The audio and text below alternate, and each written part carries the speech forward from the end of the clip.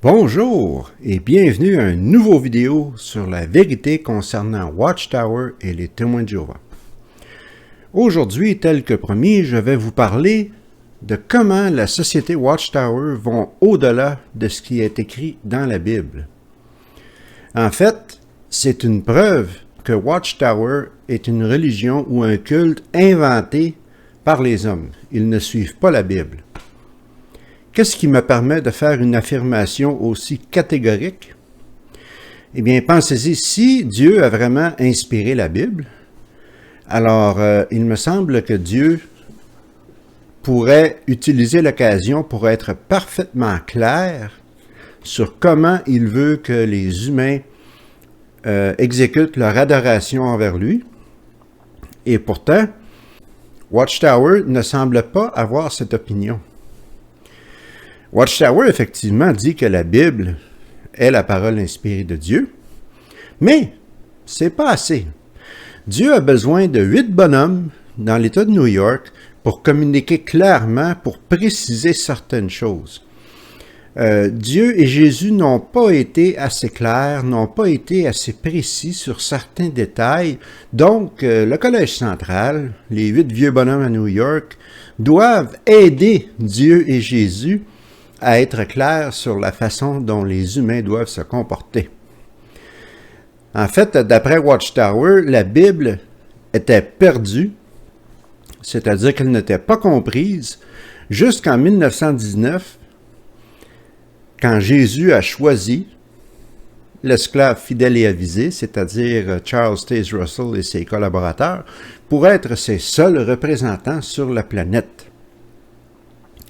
Si on regarde la tour de garde du 15 mai 1999, je vous mets une photo ici, on voit des membres du Collège central qui sont en train de signer des Bibles, autographier des Bibles pour donner en cadeau aux fidèles. Imaginez un peu là, pensez-y, c'est le livre inspiré de Dieu, c'est Dieu qui en est supposément l'auteur, et eux, ils signent le livre comme si c'était eux qui l'avaient écrit.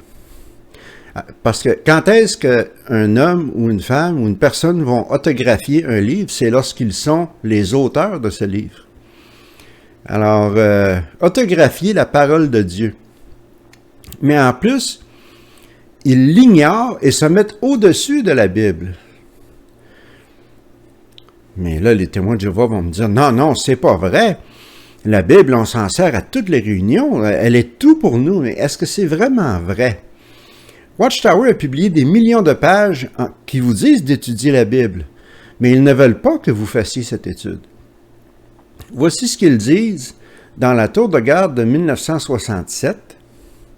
Donc, la Bible est un livre organisationnel et appartient à la congrégation chrétienne en tant qu'organisation, non pas à des individus. Peu importe comment ils veulent l'interpréter le plus sincèrement possible. Pour cette raison, la Bible ne peut pas être comprise sans l'aide de l'organisation visible de Jéhovah. Alors, aussitôt que 1967, le Collège central commençait déjà à dire, ou à l'époque, les responsables de Watchtower, qui étaient Nathan Knorr et ses plus proches collaborateurs, Fred Franz, entre autres, disaient que la Bible ne pouvait pas être comprise sans eux, sans l'esclave fidèle et avisé.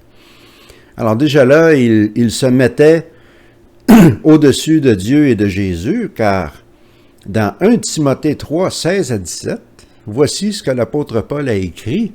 « Toute écriture est inspirée de Dieu et utile pour enseigner, pour réprimander, pour redresser les choses, pour former à une conduite juste, pour que l'homme de Dieu soit pleinement qualifié, parfaitement équipé pour toute œuvre bonne. » Alors, ça ne peut pas être plus clair que ça.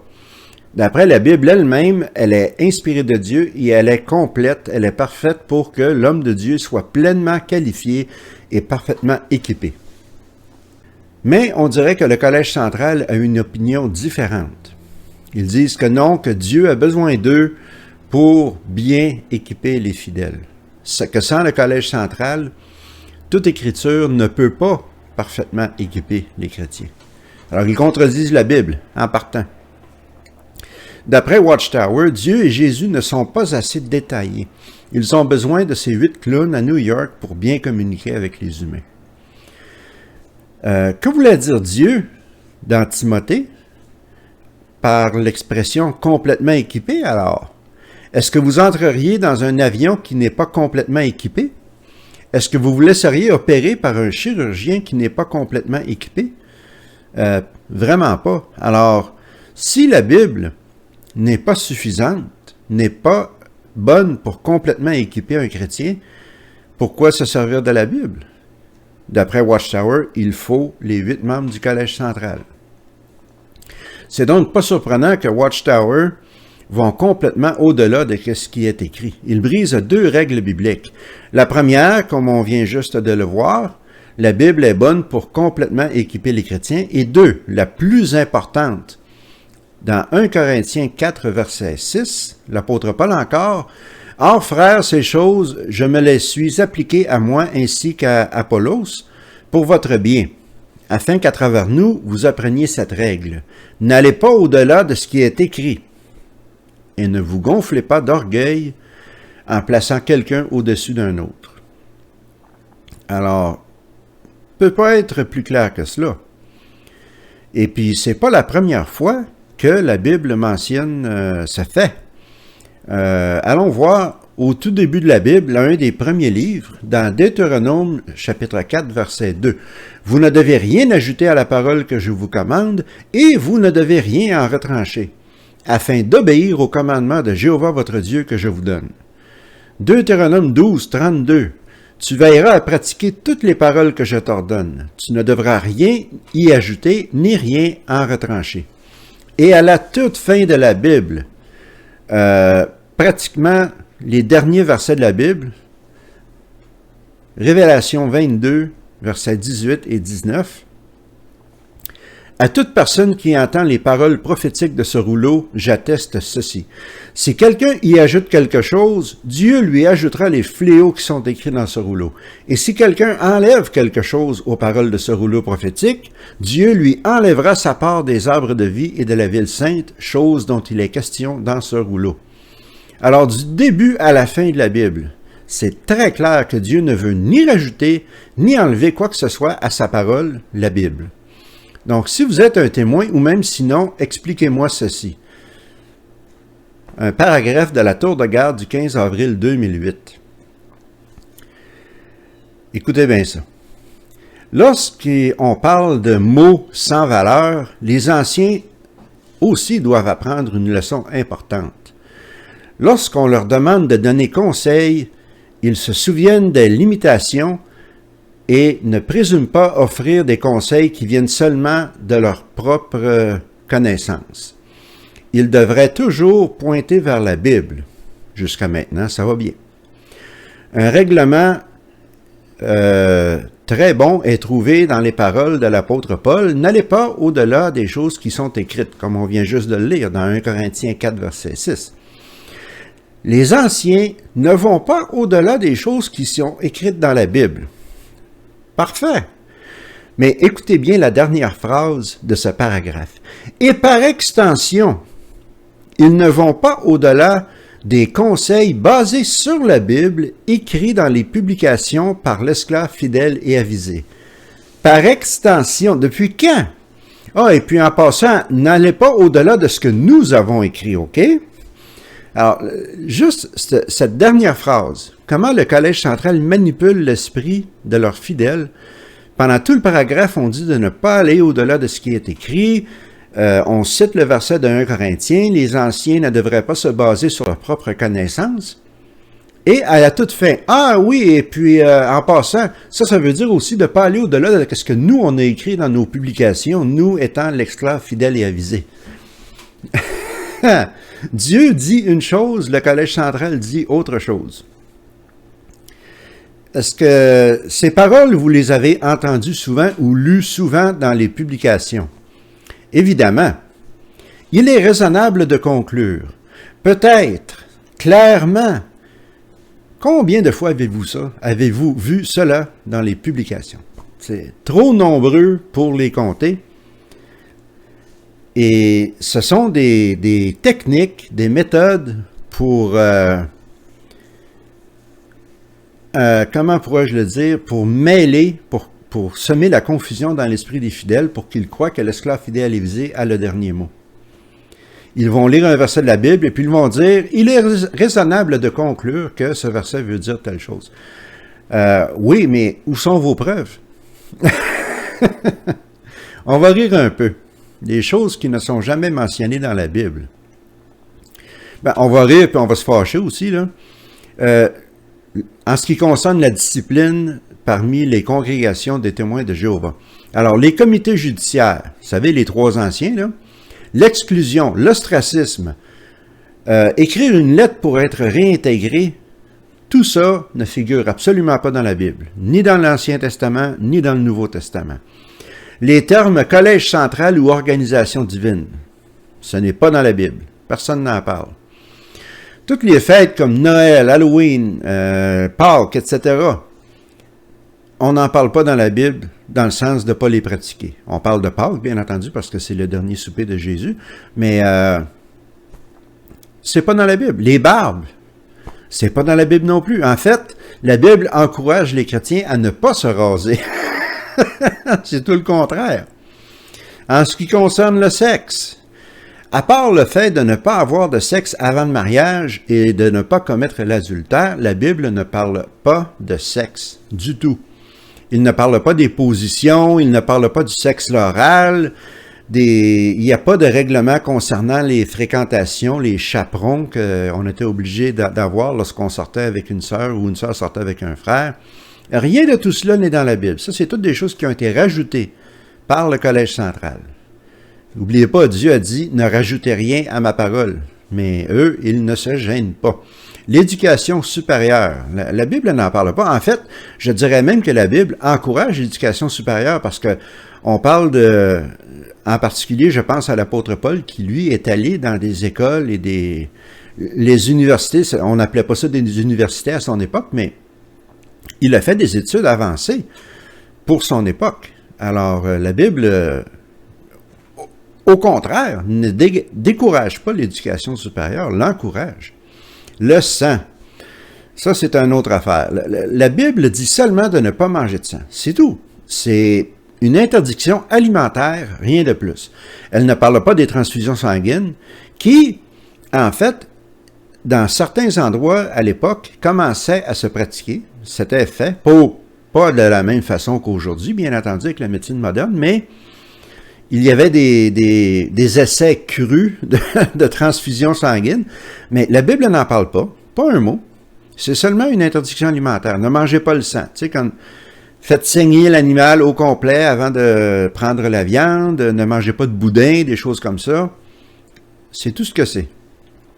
Le nom Jéhovah. Alors, le nom Jéhovah, le nom de Dieu, selon Watchtower, n'apparaît nulle part dans les plus anciens manuscrits du Nouveau Testament. Oui, dans l'Ancien Testament, le tétragrammaton, le Yahweh, apparaît dans l'Ancien Testament, mais pas une fois dans les plus anciens manuscrits des Écritures grecques, le Nouveau Testament, est-ce que le mot Jéhovah apparaît. Encore là, ils sont allés au-delà de ce qui est écrit dans la Bible. Le porte-en-porte.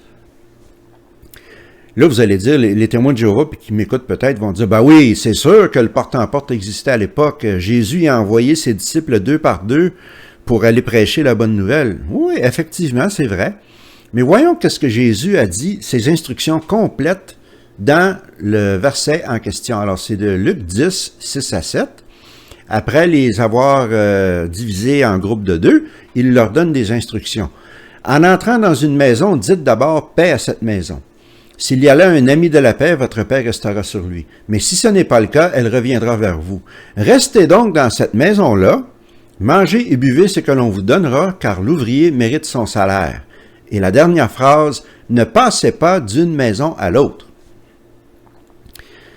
C'est clair, ne passez pas d'une maison à l'autre. Ne faites pas comme les abeilles qui vont d'une fleur à l'autre.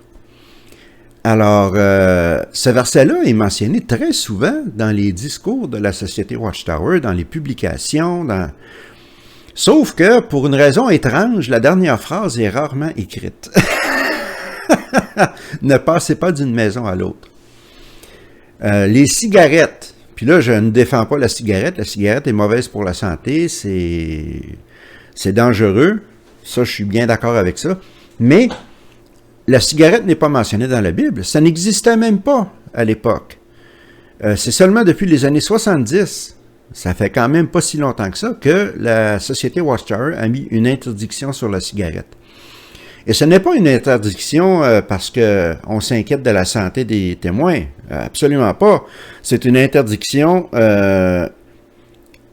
qu'ils ont rajoutée en se servant d'une de leurs fameuses paroles. Il est donc raisonnable de conclure, évidemment, il est clair que ils ont lu des versets dans la Bible et ils ont rajouté ces paroles pour interdire la cigarette. C'est une question de contrôle, ce n'est pas une question de santé.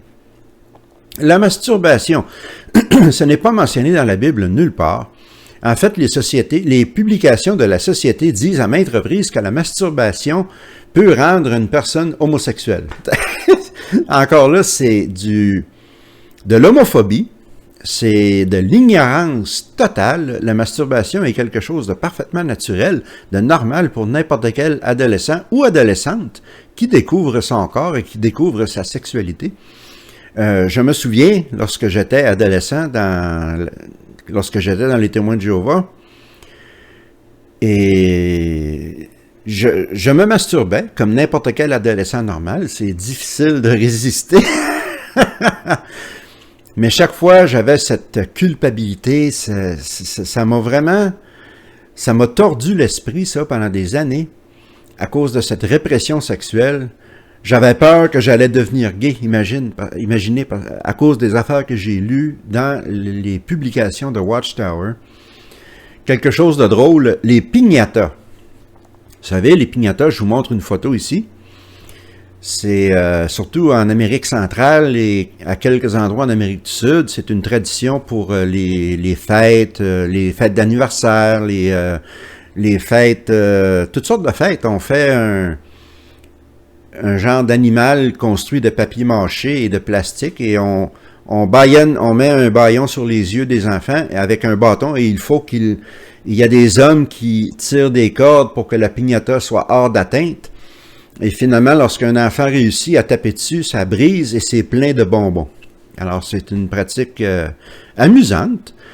Et la Société Watchtower, dans sa publication du Réveillez-vous du 22 juin 1971, il parle des piñatas. Aujourd'hui, les posadas au Mexique, les posadas, ce sont des fêtes, OK?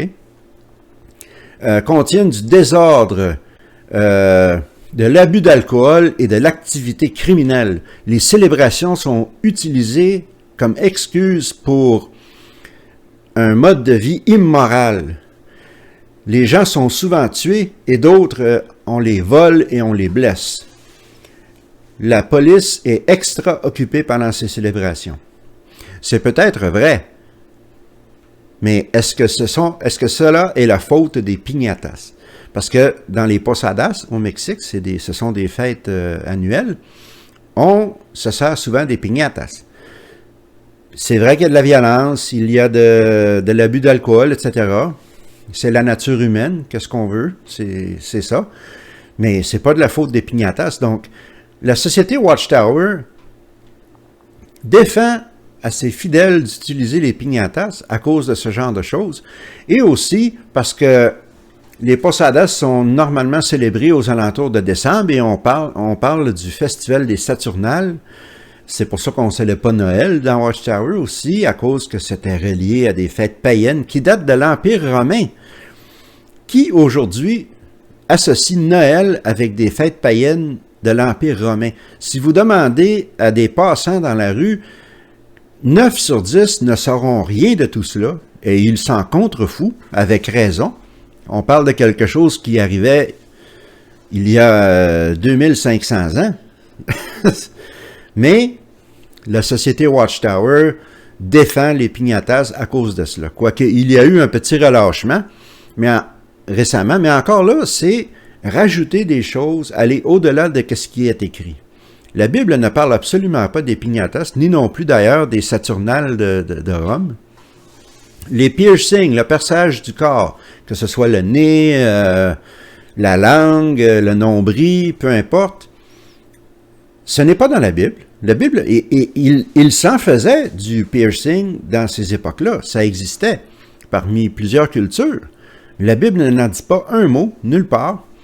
Dans le Réveillez-vous du 22 mars 2000, malgré leur popularité parmi les célébrités, les piercings du corps et les boucles d'oreilles pour les hommes n'ont pas gagné une grande acceptance dans l'Ouest. Alors déjà en 2000, ils disaient des niaiseries comme cela.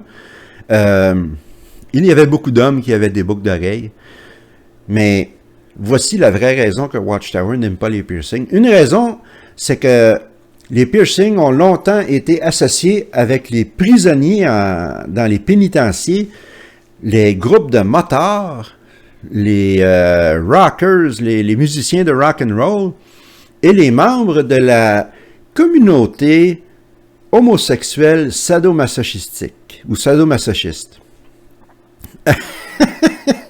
Encore là, l'homophobie de Watchtower refait surface. Dans leur tête, un homme avec une boucle d'oreille, c'était automatiquement un homosexuel. Ce qui est complètement faux. J'ai connu plusieurs hommes avec des boucles d'oreilles qui n'étaient pas homosexuels. Tout le contraire. Ils aimaient les femmes. Et c'est ça. C'est un autre exemple de Watchtower qui va au-delà de ce qui est écrit dans la Bible.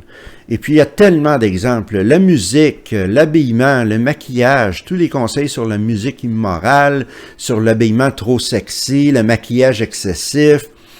Il n'y a rien de tout cela qui apparaît dans la Bible. Rien du tout. Zéro.